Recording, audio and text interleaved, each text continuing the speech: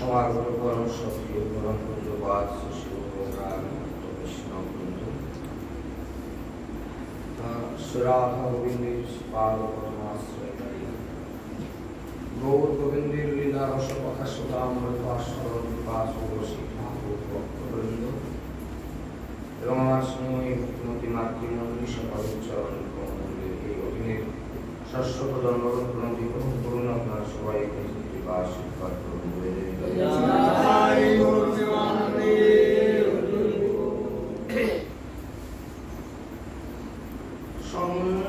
সংসার গাবানল লীললোক প্রাণায় কারুণ্য ঘন ঘনাত্তম প্রাপ্তস্য কল্যাণ্য গুণার্ণবস্য বন্দে গুরু শ্রীচরণারবিন্দ।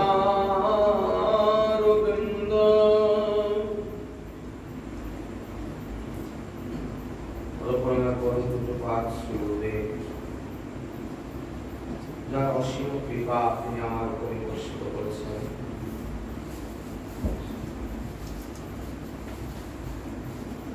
আমি আমার জীবনে কোনোদিন ভাবতেও পারি না যে ভাগবতের সঙ্গে কখনো বসার ক্ষমতা পাব। তিনি তার আপন মহিমা বলে তার নিজের কৃপায় তিনি আমাকে এই আসনে বসিয়েছেন।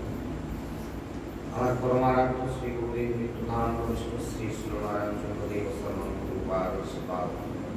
আমার সকল প্রণাম। মৃত্যুধাম প্রবিষ্ট কীর্তিদেবীর চরণে আমার প্রণাম, আমার মাতৃদেবীর চরণে প্রণতি। আমার নিত্য সেবিত সেবিগ্রহ শ্রী শ্রী শ্রী শ্রী শ্রী শ্রী রাধাদামোদর শ্রীপাদ পদ্মে আমার শতবিদন্দ প্রণাম। সর্বরি এখন পর্যন্ত যারা এখানে উপস্থিত হয়েছেন এবং পরে যারা উপস্থিত হবেন তথা লাউস্পিকার মাধ্যম দূর থেকে যারা শ্রবণ করছেন সকলের চরণে আমার কোটি কোটি কোটি কোটি কোটি সবাই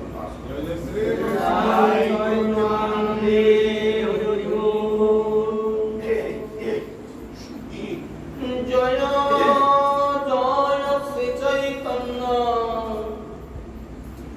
জয় নিত্যানন্দ জয় দ্বৈত চন্দ্র জয় গৌর ভক্তবৃন্দ। বজ্রব্যাঙ্গে চলঞ্চ প্রতিমা স্বরূপে ব্রাহ্মণ দেবহি সকাহ গমম দেশং যজৌ বিপ্রকৃতে অস্তিতে অহং ত্বং সাক্ষী গোপাল নতু অস্মি।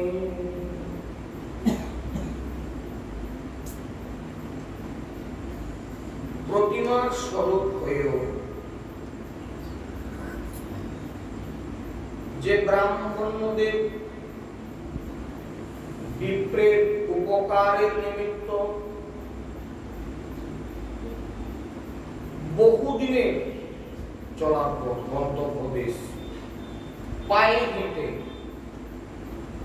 গমন করেছিলেন, আমি সেই অদ্ভুত লীলা সেই সাক্ষী গোপালকে সশ্রদ্ধ প্রণাম নিবেদন করি। আজকে শ্রী শ্রী চৈতন্য চরিতামৃতে যে বিষয়বস্তুর উপর আমরা শ্রবণ করব, চৈতন্য চরিতামৃতের মধ্যলীলার অন্তর্গত পঞ্চম পরিচ্ছেদে সাক্ষী গোপাল পর্ব। খুব সংক্ষিপ্ত ভাবে আগে আমি তার রূপরেখাটা আপনাদের কাছে জানিয়ে দিই। বিদ্যানগরবাসী, যেটি উড়িষ্যাতে অবস্থিত, আপনারা শ্রীক্ষেত্র পরিদর্শন করতে গেলে এই জায়গায় নিশ্চয়ই যাবেন, অনেকে গিয়েছেন।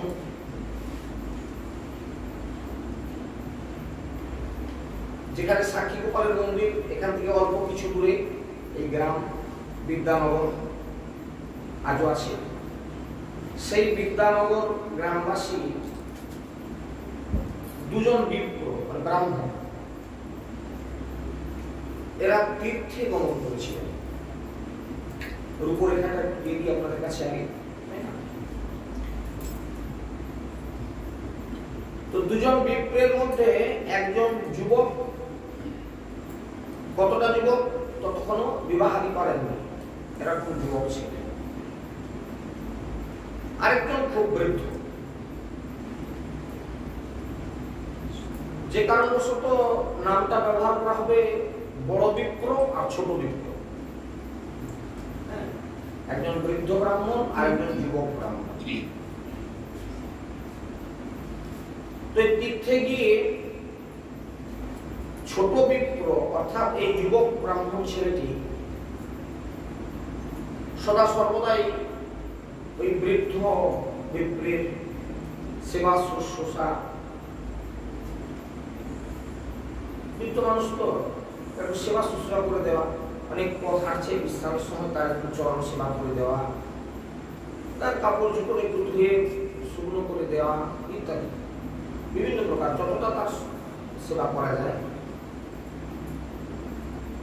এইভাবে সেই ছোট বিপ্র যতদিন তীর্থে ভ্রমণ করেছিলেন ততদিন পর্যন্ত এইভাবে সেবা করতে লাগলেন বড় বিপ্র। বড় বিপ্র অত্যন্ত সন্তুষ্ট হলেন, সত্যি আমার নিজের ছেলেও এরকম করতো না কোনোদিন। কি আজকে আমি তীর্থে এসেছি, এমনিতে আমি বৃদ্ধ, আমার কত কাজকর্ম, এই ছেলেটা আমার সঙ্গে থেকে আমার সেবা শুশ্রূষা করছে, আমার ব্যাগপত্র বই নিয়ে চলছে, আবার বিশ্রামের সময় সে চরণ সেবা করছে আমার পথশ্রম দূর করবার জন্য। তো তিনি সন্তুষ্ট হয়ে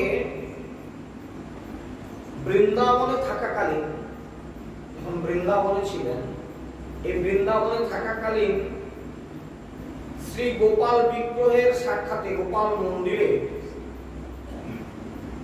তাকে সাক্ষী রেখে ছোট বিপ্রকে বললেন, বাবা তুমি আমার যেভাবে সেবা করলে, এই তীর্থে এসে তুমি আমাকে যেভাবে সাহায্য করলে, না হলে হয়তো আমি তীর্থ দর্শন করতেই পারতাম না। তোমার পরে আমি খুব খুশি হয়ে গেছি, যে কারণবশত আমি মনস্থ করেছি বাড়িতে আমার একটি বিবাহযোগ্যা কন্যা আছে, আমি সেই কন্যাটিকে তোমার হস্তে সমর্পণ করে তোমার আমি মর্যাদা রক্ষা করব। তুমি আমার সেবা সন্তুষ্ট করেছো, সেবায় তোমাকে আমি আমার সেই কন্যাটি তোমার হস্তে সমর্পণ করে আমি তোমার মর্যাদা, তোমাকে আমি জামাতা রূপে গ্রহণ করে।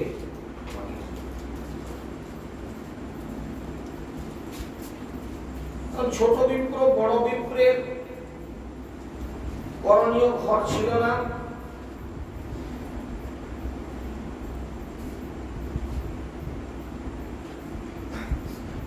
সেজন্য দেশে ফিরে এসে বড় বিপ্রের আত্মীয় স্বজনগণ কিছুতেই এই কথা মান্যতা দিল না। কারণে কি, ব্রাহ্মণদের অনেকগুলো সম্প্রদায় আছে, একটু সংক্ষেপে আমার তো জ্ঞান একটু জানাই। প্রতিটি জাতির মধ্যে এরকম বিভাজন আছে, আমাদের মধ্যেও আছে। ব্রাহ্মণদের 4টে সম্প্রদায় আছে, বিশেষ করে বৈবাহিক ক্ষেত্রে এগুলোকে প্রাচীনকালে খুব মর্যাদা দেওয়া হতো। 1 নম্বর হচ্ছে রাঢ়ী ব্রাহ্মণ, এরা সব থেকে উচ্চ সম্প্রদায়ের ব্রাহ্মণ, রাঢ় শ্রেণীর ব্রাহ্মণ বা রাঢ়ী ব্রাহ্মণ, এরা উচ্চ শ্রেণী।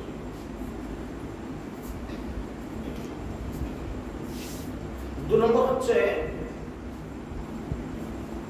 উৎকল ব্রাহ্মণ, এরা তার থেকে একটু উৎকল অথবা উড়িষ্যার যে ব্রাহ্মণ, এরা সম্প্রদায়গতভাবে দ্বিতীয় স্থানে। 3 নম্বর হচ্ছে মধ্যশ্রেণীর ব্রাহ্মণ, মধ্যশ্রেণী এবং তারপরে যে ব্রাহ্মণ আছে সে ব্রাহ্মণটাকে বলা হয় ব্যাসত্ব শ্রেণীর ব্রাহ্মণ।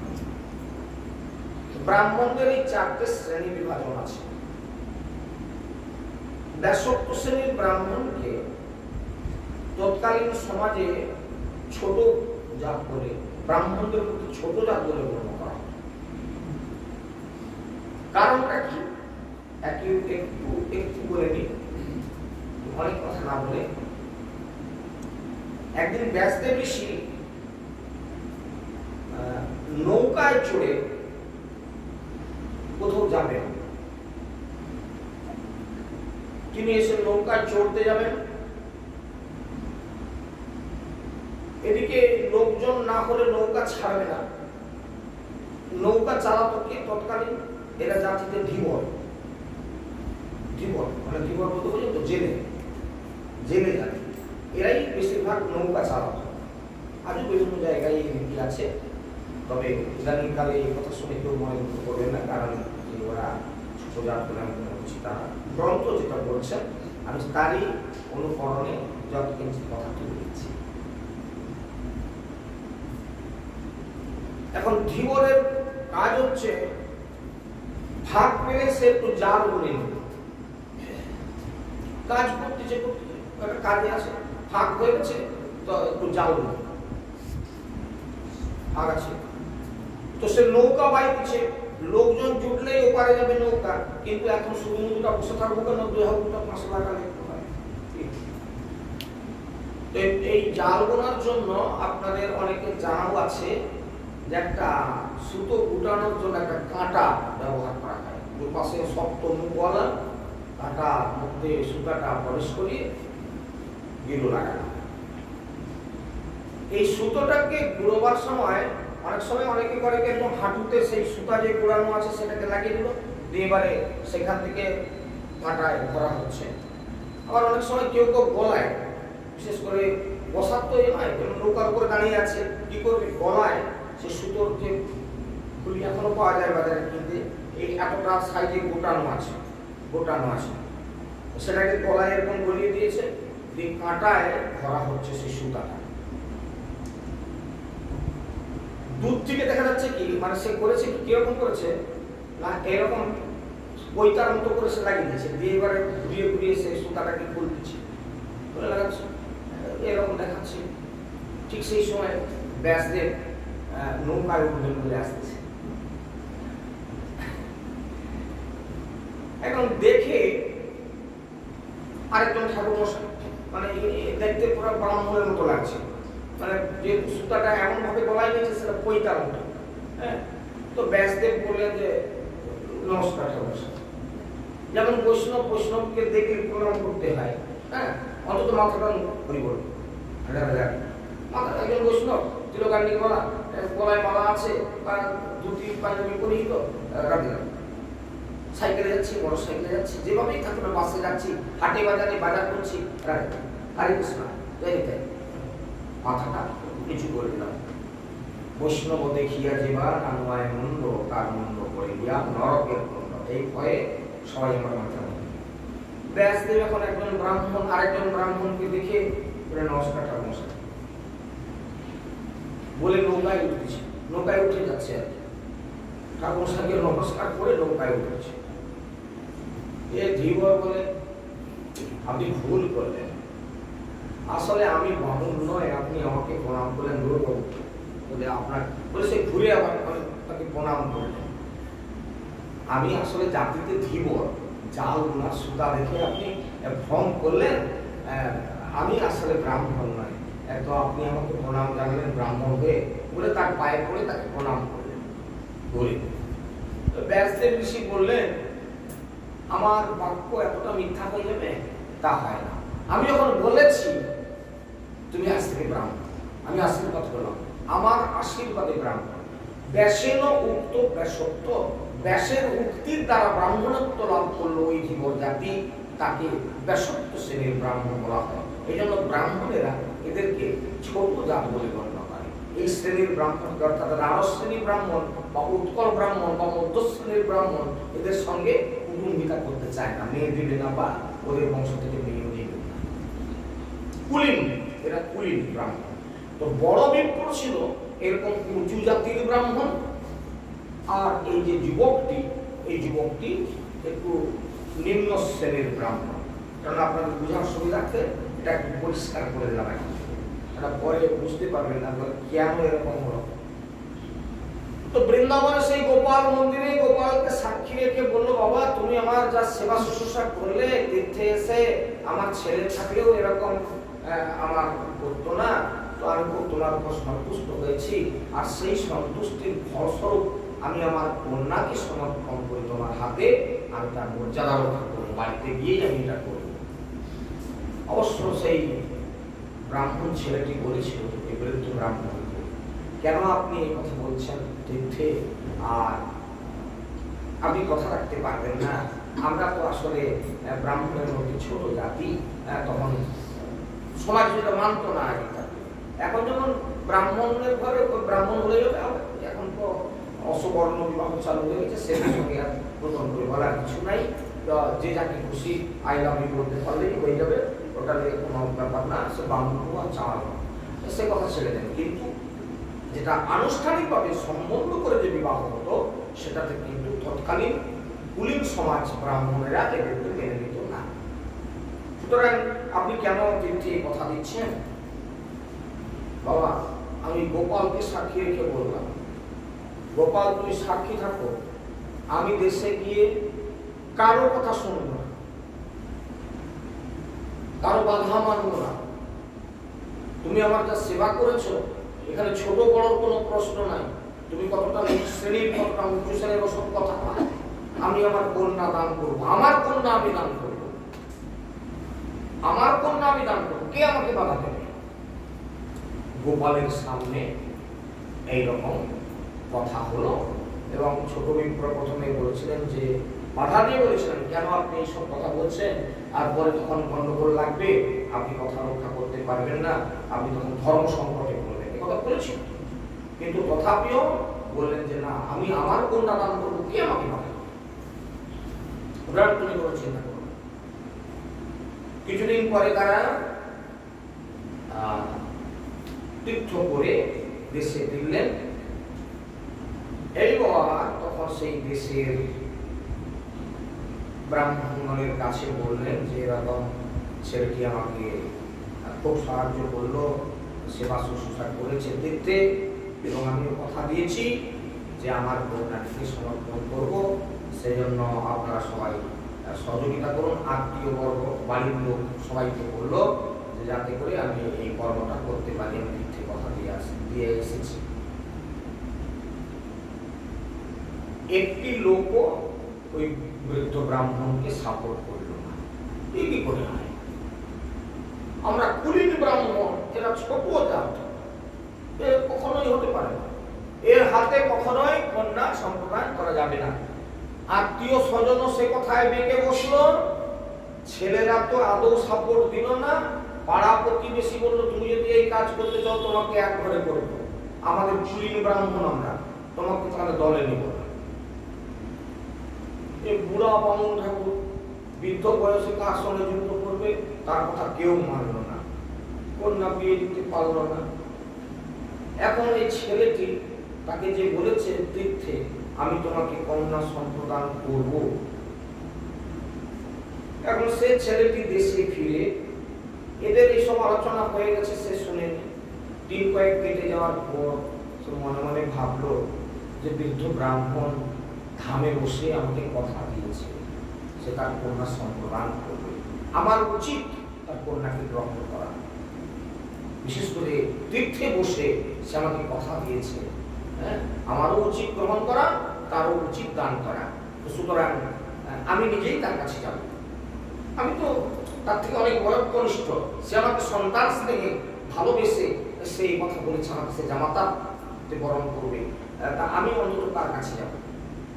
সে আমার আসার আগে আমি তার মর্যাদা রক্ষা করার জন্য, যেহেতু তিনি আমার শ্বশুর মশাই হবেন, তিনি বৃদ্ধ মানুষ, তিনি হয়তো আসতে পারেননি ছুটে, আমি তার কাছে যাব। একদিন সেই যুবক ছেলেটি সেই ব্রাহ্মণের বাড়িতে গেল। অবাক, কন্যা কি দিবে, সে যে প্রস্তাব রাখার সঙ্গে সঙ্গে তার ছেলেরা লাঠি নিয়ে বেরোলো, বজ্জাত কোথাকার, তোমার লজ্জা করেনি? আমরা কুলি ব্রাহ্মণ ছোটটাতে আমাদের বাড়ির মেয়ে নেওয়ার জন্য তুমি এসেছো, মা। সে বলে, দেখো ভাই, তোমার বাবাকে জিজ্ঞাসা করো, আমি চাইনি, কিন্তু তিনি আমাকে তীর্থে কথা দিয়েছেন, তাই আমি এসেছি। হ্যাঁ, আমার উচিত ধামে একটা কথা হয়েছে তীর্থে, যেমন আগেকার দিন হতো না, তীর্থে গিয়েছে, বৃন্দাবনে গিয়ে আর তার হাতে একটু প্রসাদ দিয়ে বলো, তুমি আজ থেকে আমার সখা, আমার বন্ধু। সেই কৃষ্ণরা প্রথম একদম বংশ পরম্পরায় চলছে। সাগরে গেল, এরকম আমাদের বাড়িতে একদম ছিল আর কি, বলে আমার সাগর জল হয়, সে গঙ্গা সাগরে গিয়ে তার গায়ে সাগরের জল তুলে একটু গায়ে দিয়ে বলে, তুমি আজ থেকে আমার সাগর জল। সে কুটুম্বিতা অনেকদিন চললো। পুরীতে গিয়ে আমার ঠাকুমার মা সে জগন্নাথের মহাপ্রসাদ একজনের হাতে দিয়ে বলে, তুমি আজ থেকে আমার প্রসাদ, মহাপ্রসাদ। প্রসাদ হাতে দিয়ে বলে মহাপ্রসাদ। সেও ছোটবেলায় দেখেছি অনেকদিন ধরে তাদের বাড়ির সঙ্গে আত্মীয়তা চললো, তারপর কারো কারো সেসব বিলীন হয়ে গেছে। যাই হোক না কেন, এখনো এরকম রীতি খুব একটা নাই, কিন্তু আগেকার দিনে এরকম তীর্থে গেলে এরকম কারোর সঙ্গে আত্মীয় করে আসতে হতো। আত্মীয় নয়, এটাকে কুটুম্ব বলা হয়। আত্মীয় করার আমার ভুল হচ্ছে ভাষাগত ভাবে, এরকম কুটুম্ব তৈরি করে আসতে হতো, মানে কারোর সঙ্গে কিছু একটা পাতিয়ে আসতে হতো। এবং বাড়িতে আসার পর তারপর এ তার বাড়িতে যাবে, সে তার বাড়িতে আসবে, সম্মান আদি করবে, কাপড় চোপড় করিয়ে, এরকম একটা ব্যবস্থা প্রাচীন কালে ছিল। হ্যাঁ, তো আপনাদের জ্ঞাতার্থে এই কথাগুলো জানলাম। ছোট বিপ্র কিছুদিন পরে যখন বড় বিপ্রের বাড়িতে এসে তার কন্যা বিবাহ করার প্রস্তাব দিল, তাকে কেউ মান্যতা দিল না, তাকে অসম্মান করে তাড়িয়ে দিল। হ্যাঁ, ছোট বিপ্র তখন সেই গোপালের সাথে বলে, আমার বাবা যে তোমাকে কথা বলছিল, কে সাক্ষী? সাক্ষী কে? হ্যাঁ,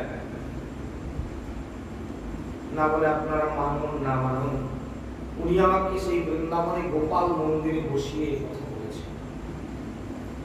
এরা তো হো হো করে হাসলো, কারণ ওরা জানে যে সেই গোপাল কোনোদিন সাক্ষী দিবেও নি, আর বাজে কথা বকিয়ে তোমার লাভ নাই। হ্যাঁ, এরা তখন বুক ফুলিয়ে বলল, ঠিক আছে, যদি বলো যে গোপাল সাক্ষী, সাক্ষী নিয়ে আসো, সাক্ষী নিয়ে আসো, বিয়ে দেব। এরা তো 100% জানে গোপালকে আর সাক্ষী দিতে হবে, তবে তাকে এখানে সাক্ষী দিতে হবে। এখানে সে সাক্ষী দেয়,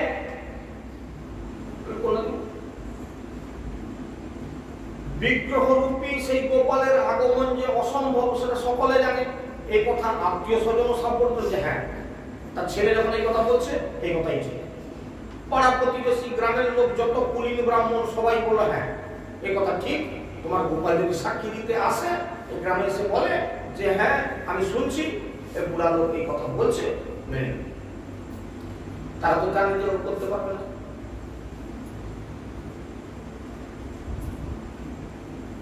এখন যাই হোক না কেন, ছোট বিপ্র কি করলো, ছেড়ে দিতে পারতো, বিয়ে করার তার ইচ্ছা নাই, কিন্তু বৃন্দাবনে বসে বৃদ্ধ আমাকে কথা দিয়েছে, সে কথা গোপালকে সাক্ষী রেখে বলেছিল, একদম সঠিক আমি শুনেছি, কিন্তু এরা আজকে আমাকে মারধর করতে উদ্যত হচ্ছে। সেই বুড়া বামুনের কথা, মানে তার সেই, তিনি কিন্তু বৃদ্ধ ব্রাহ্মণকে অতি শ্রদ্ধা করতেন, মনে মনে খুব শ্রদ্ধা করতেন ছোট বিপ্র। একজন বৃদ্ধ মানুষ, সে কথা দিয়েছিল, আজকে ধর্মচ্যুত হয়ে যাবে বৃদ্ধ। আমার কন্যা দরকার নাই, কিন্তু আজকে আমার জন্য সেই বৃদ্ধ আজকে ধর্মচ্যুত হয়ে যাবে, এটা কি করে হয়? আমি বৃন্দাবনে আবার যাব, আমি গোপালের কাছে মাথা ফুটে বলবো, গোপাল এ কি করে হয়, আমি দেখবো যে সাক্ষী প্রকৃত তৈরি করা যায় কিনা। এই করে বৃন্দাবনে গিয়ে গোপালের নিকটে গিয়ে অত্যন্ত কান্নাকাটি করে বলল, গোপাল তুমি ব্রাহ্মণের মর্যাদা রক্ষা করো। একজন বৃদ্ধ ব্রাহ্মণ, সে কথা দিয়েছিল, আমার কন্যাতে কোনো লোভ নাই, কিন্তু সেই বৃদ্ধ ব্রাহ্মণের বাক্য আজ মিথ্যা হতে বসেছে। তুমি একেবারে সাক্ষাৎ শুনেছ, আমি দেখেছি তোমার সাক্ষাতে ওই বৃদ্ধ ব্রাহ্মণ করেছে, তুমি সেই সত্যতা রক্ষা করো। এবং আমার একান্ত আপনার চরণে নিবেদন, সেই বিদ্যা নগরে গিয়ে আপনার সাক্ষী দিতে হবে। তৎকালীন হাঁটা পথ, ঠাকুরকে যে গাড়ি করে নিয়ে যাবো তা না, আমিও হাঁটালো, তাহলে গোপালও যদি যায় তাকে হাঁটতে হবে। এই বলে কান্নাকাটি অনেক করলো, সারাদিন ধরে কান্নাকাটি করলো, কান্নাকাটি করে রাত্রিতে সেই মন্দিরে পড়ে থাকলো। কাঁদতে কাঁদতে একটা নিদ্রা আসলো, কাঁদছে আর বলছে, গোপাল আজ সত্যতা নষ্ট হয়ে যাচ্ছে। তোমার সাক্ষাতে বলেছে কন্যাতে আমার লোভ নাই, কিন্তু সেই বৃদ্ধ ব্রাহ্মণ আজ মিথ্যাবাদী হয়ে গেল। তুমি জানতে জানতে, তুমি শুনতে শুনতে, তুমি এই মিথ্যাকে মেনে নিতে পারো না। তুমি তোমার সত্যতা রক্ষা করো। কাঁদতে কাঁদতে গভীর রাত্রিতে কখন একটু তন্দ্রা এসে গেছে, স্বপ্নের মধ্যে গোপাল তাকে দেখা দিয়ে বলল, গোপাল এই ব্রাহ্মণ, আমি তোমার মনের কথা শুনেছি এবং আমি নিশ্চিতভাবে সাক্ষী দেব, সে আমার কাছে বলেছে তোমার কোনো দোষ নাই। আমি তোমার কথা রক্ষার্থে আমি তোমার সঙ্গে যাব, তুমি আমাকে পথ দেখিয়ে নিয়ে চলো, আমি তোমার গ্রামে গিয়ে সাক্ষী দেব। কিন্তু তার আগে একটা কথা, এতটা রাস্তা হাঁটতে হবে তো, যে কারণে তুমি আমার একটু ভোগের আয়োজন করো, একটু খাওয়া দাওয়া ভালো না হলে শরীরে বল পাবো না। হ্যাঁ, গোপাল কত খেয়েছিল জানো? ওই ব্রাহ্মণ বৃন্দাবনে ভিক্ষা করে 1 কুইন্টাল চাল অন্ন, সেই অনুযায়ী ব্যঞ্জন করত। গোপাল বলে একটু খাওয়া দাওয়া দিতে হবে বাবা, ভালো করে খাওয়া দাওয়া না দিয়ে এত রাস্তা হাঁটবো কি করে? কি হাঁটতে পারবো নি বাবা। বলে ঠিক আছে, আমি ভিক্ষা করে হলো জোগাড় করবো। কয়েকদিন কেটে গেল, ভিক্ষা করে গোপালকে ভোগ লাগালেন। ভোগ লাগানোর পর সেই দিন খাওয়া দাওয়া করে বলে, ব্রাহ্মণ তুমি এক কাজ করো, তুমি আগে আগে পথ দেখিয়ে যাবে, ভোরে উঠে মঙ্গল আরতির পরেই আমি হাঁটতে শুরু করবো, ভোর ভোর হাঁটতে শুরু করবো। দূরের পথ ভোর ভোর বেড়াবো, তা নাহলে যেতে পারবো না, অনেক রাস্তা হাঁটতে হবে তো, ভোর ভোর বেরোবো। তুমি বাঁই বাঁই হাঁটতে থাকবে, আমিও তোমার পিছনে বাঁই বাঁই হাঁটবো। তো এই ব্রাহ্মণ বলে, তুমি আমার পিছনে থাকবে, আমি আগের দিকে বাঁই বাঁই হাঁটবো, আমি বাঁই বাঁই চলতে থাকবো, তুমি আমার পিছনে নাই নাই করতে থাকবে, ও সব চলবে না। জানি যদি কি তুমি আসতেছ কিনা আমি কি করে বুঝবো? আবার কন্ডিশন দিচ্ছ যে পিছন দিকে তাকানো চলবে, পিছন দিকে তাকালে আমি যাবো না। আমি শুধু বাঁই বাঁই হাঁটতে থাকবো, তুমি পিছনে আসতেছ কিনা আমি জানবো কি করে? তাহলে তোমার কোনো চিন্তা নেই, আমার পায়ে নুপুর আছে না, নুপুর বাজবে, তুমি শুনতে পাবে, ঝনঝন করে আমি যাচ্ছি কিনা তুমি শুনতে পাবে। হ্যাঁ, আর তুমি হাঁটবে। তবে ওই শেষ কথা, তুমি যদি পিছন ফিরে তাকাও আমি আর যাবো না, এটা কন্ডিশন। আর ভোর ভোর বেরিয়ে পড়বে একদম রাত থেকে। রেডি? ঠিক আছে, কোনো অসুবিধা নেই। একদম ভোরে উঠে বামুন একদম স্নান টান করে গোপালকে প্রণাম করে তাহলে গোপাল চলা শুরু করি আমরা। চলতে চলতে এখন এই উড়িষ্যাতে এসে আপনারা যে জায়গাতে বর্তমানে সাক্ষী গোপালের মন্দির দর্শন করেন, অনেকেই দর্শন করেছেন, তবে আপনাদের ঠিকানাটা ঠিক মতো হয়তো মনে কারো আছে কিনা জানি না, যেটা উদয়গিরি খণ্ডগিরি যাওয়ার, মন্দির থেকে যদি উদয়গিরি বা খণ্ডগিরি দর্শন করতে আপনারা যান, এই পথেই নন্দনকানন আপনারা দর্শন করতে যান, এই রোডের ধারেই বাম হাতি এই সাক্ষী গোপালের মন্দির। আর সাক্ষী গোপাল মন্দির থেকে পশ্চিম উত্তর কোণে এই বিদ্যানগর গ্রাম। যদি আপনারা কোনোদিন বলেন যে এই গ্রামে যাবো, ওই গ্রামে সেই বামুন পাড়ায় গিয়ে খবর নেব, কথা ঠিক না বেঠিক আছে, সেই ব্রাহ্মণের বংশ এখনো আছে, সেই ব্রাহ্মণের পাড়া এখনো আছে। আপনারা চাইলে ওখান থেকে খুব বেশি সোজাসুজি হলে 2 কিলোমিটার এরকম রাস্তা হবে এই বিদ্যানগর গ্রাম। তো এখানে এসে থেকে গেলেন কেন? আপনারা গেলে দেখবেন যে জায়গায় এখন সাক্ষী গোপালের মন্দির, গোপাল এখানে আজও বিরাজ করছেন, সেই গোপাল যে গোপাল বৃন্দাবন থেকে পায়ে হেঁটে এসেছিলেন। অদ্ভুত জায়গা, আপনারা দিনা দর্শন করবেন। তীর্থে গিয়ে তীর্থের মহিমা না বুঝতে পারলে আনন্দ পাবেন না। সাক্ষী গোপাল বলে কে সাক্ষী দিল, কি গোপাল? আজকে শুনুন। আর এরপরে পুরীধামে গেলে, সেক্ষেত্রে গেলে আপনারা গাড়ি করে যাবেন সাক্ষী গোপাল দর্শন করতে। হ্যাঁ, তো এখানে গিয়ে আপনারা যদি বিদ্যানগরে যান, ওই গ্রামে যান, ওই গ্রামেও যেতে পারবেন, রাস্তা আছে, তবে সেটা কোনো রাজপথ নয়, মোটামুটি রাস্তা আছে, গাড়ি যাবে। এখন অটো টোটো ইত্যাদি সব ছুটছে, কোনো অসুবিধা নেই। আপনারা গেলে গিয়ে ওখানে তাদের বংশ আছে, তাদের বাড়ি আছে, ওই ব্রাহ্মণের এখন ওই ব্রাহ্মণদের পাড়া আছে, আপনারা ওখানে গিয়ে কথা বলতে পারেন, কোনো অসুবিধা নেই। হ্যাঁ, সব ঠিক ঠিকানা দিয়ে দিলাম, আপনারা ঠিকানা নিয়ে চলে যাবেন। গোপাল পিছনে পিছনে আসতে লাগলো। তো এইখানে সে থেকে গেল কেন? 2 কিলোমিটার গ্রাম বাকি রইলো, এখানে থেকে গেল কেন? আপনারা এখনো যদি ওখানে যান দেখবেন ওখানে প্রচুর বালুকা দেশ। ওই জায়গাটা মানে যে জায়গাটাতে সাক্ষী গোপাল মন্দির, এর চতুর্দিকটা দেখবেন প্রচুর বালি, মানে মাটি শক্ত নয়, মানে বালি সবসময় বালি ধুপ করছে, এরকম বালি। এখন গোপাল চলতে চলতে এসে সে গোপাল মানে হাঁটতে হাঁটতে তার পা গাড়া হয়ে যাচ্ছে বালিতে। আর ওই নপুরের যে আগে নপুর কিরকম, এখন যে মায়েরা নপুর করেন ওটা নয় ঠিক।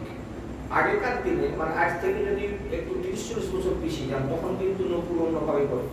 এখন নপুর বাজে না, নপুর এখন বাজে না, সে পেটা। হ্যাঁ, কিন্তু নপুর আগে বাজতো, মানে সে ছোট ছোট ধানের মতো, এবং তার ভেতরে একটা করে ছোট্ট একটা দানা থাকতো, সে কিন্তু বাজতো চুমচুম করে। এখন এই নপুর বাজে না, সব পিটা নপুর, সাইড শৌখিন দেখানোর জন্য পরে।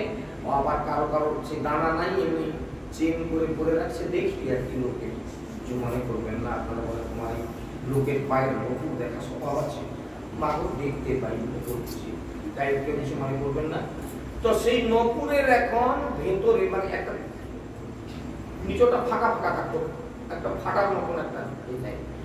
এখন গুঁড়া বালি ঢুকে যে চলতে চলতে গোপালের প্রথমটা একটু কম কম ঝুমঝুম হতে ছিল, হতে হতে সেই ধুলা বালি ঢুকে যে নপুর বাজা বন্ধ হয়ে গেছে। বামুন ঠাকুরের সন্দেহ হচ্ছে গোপাল মনে হয় আসেনি, আমাকে যে কথা দিয়েছিল আমার নপুর বাজবে, ওই নপুর বাজে না কেন? এই বলে মনে সন্দেহ নিয়ে আরো কিছুটা রাস্তা হাঁটল।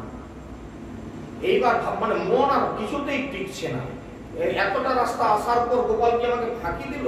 শেষকালে খেয়ে দিয়ে আমার ভিক্ষা করে খাওয়ালাম, খেয়ে দিয়ে ভোরবেলা চলতে আরম্ভ করলো, তারপর বাবাজি কি কেটে পড়লো নাকি না শোনা যায়নি কেন? কিছুতেই মনটা টিকছে না, পিছন ফিরে তাকাই। আবার ভাবে না, যদি এখন এসে থাকে বলা যায়নি, দেখতে গিয়ে যদি দেখি যে আসতেছে, কিন্তু সেখানে দাঁড়িয়ে যাবে আর যাবে। আর যখন মন টিকছে না কিছুতেই, দূর অনেক রাস্তা এলাম আর মোটেই বাজেনি, মানে সে যত জাম হচ্ছে তত আর মোটেও শব্দ হয়নি। নুপুর ভিতরে গুঁড়া বালি ধুলা ঢুকেছে, আর মোটেই শব্দ হয় না। শেষমেশ একটা নিজে প্ল্যান করলো, মোটামুটি চলে আসছে মারতলা, এতটা ক্লাব, তো যদি এইখানে থেকেই যায়, মারতলা থেকে লোককে বলবো যে দেখো এইখানে আসছিল, এই হয়ে গেছে, এইখানে ওইখানে দাঁড়িয়েছে, অন্তত সেটাও তো দেখাতে পারবো। যা হয় হবে, ঘুরে দেখি গোপাল আসছে। দেখে না, গোপাল বলে আমার কন্ডিশন ছিল, তুমি ঘুরে দেখবে, আমি আর যাবো না। বলে ঠিক আছে, এখানে থাকবে না? বলে এখানে থাক, কিন্তু আমি আর তোমার সঙ্গে যাবো না, আমার কন্ডিশন ছিল, তুমি ঘুরে তাকালেই আমি সেখানে দেখে যাবো। ঠিক আছে, এখানে থাকবেন তো? এখানে থাকবে। আমি গ্রামের লোক ডেকে আনছি। গ্রামে গিয়ে বললো যে এরকম গোপাল সাক্ষী দেওয়ার জন্য এসেছে। বৃদ্ধ তখন কাঁদতে লাগলো। হ্যাঁ, বৃদ্ধ তো কেউ মানছিল না, এ বৃন্দাবন থেকে গোপাল এনেছে। বৃদ্ধ তো গলায় বস্ত্র নিয়ে একবারে হামপুরি খেয়ে দৌড়ে দৌড়ে গিয়ে তার চরণে বললো, গোপাল তুমি আমাকে ক্ষমা করো, আমার কথা কেউ এরা মানলো না, ছেলেরাও মানলো না, আত্মীয় স্বজন পাড়া প্রতিবেশী কেউ মানলো না, তুমি সাক্ষী দিয়ে এই সত্য রক্ষা করো, আমাকে ধর্ম সংকট থেকে উদ্ধার করো। গ্রামের লোক দৌড়ে আসতে লাগলো। সত্যি একজন দুজনের কানে কথাটা যা উঠে গেল যে গোপাল এসেছে সাক্ষী দিতে, গোটা গ্রাম একদম ঝাঁপিয়ে ছুটে দৌড়ে তো সেই বৃন্দাবনের সেই অনেক লোক থেকে এসেছে যে গোপালকে, সে গোপাল তো চেনা। আপনারা যদি সেই জগন্নাথকে আজকে যদি এখানে দেখতে পান, পুরীতে দেখে এসেছিলাম, তিনি এসেছেন এখানে, একেবারে চাকরি হরিলোট পড়ে গেল, গোটা গ্রাম সেখানে জুটে গেল। গোপাল সকলের সাক্ষাতে বলল, আমি কি বলবো, আপনারা বলেছিলেন আমি সাক্ষী দিতে আসলে আপনারা মানবেন, আমি এসেছি, ইহা সত্য, এইটুকু মাত্র বাক্য, ব্যাস। সেই অবস্থায় গোপাল এখানে দাঁড়িয়ে আছেন আজও, যে অবস্থায় দাঁড়িয়েছিলেন এইটুকু মাত্র বলে সেই অবস্থায় আর গোপাল দাঁড়িয়ে আছে। তখন গ্রামবাসী সবাই বলল না, আর কোনো কথা না, বিবাহ দিতে হবে, এই বলে বিবাহ দিলেন। এবং তদবধি সেই বিগ্রহ সেই বিদ্যানগরে থেকে গেলেন এবং তার নাম হচ্ছে সাক্ষী গোপাল। আসুন আমরা এই লীলা, মহাপ্রভু যখন নীলাচলে যাচ্ছেন, সেই নীলাচলে যাওয়ার পথে এই সাক্ষী গোপালে গিয়েছিলেন। কিভাবে গিয়েছিলেন, কবে গিয়েছিলেন, কিভাবে সেই সত্যকে উদ্ঘাটন করলেন, আমি আগে ছোট্ট করে কাহিনীটা বলে দিলাম। মহাপ্রভু যাচ্ছেন নীলাচলে,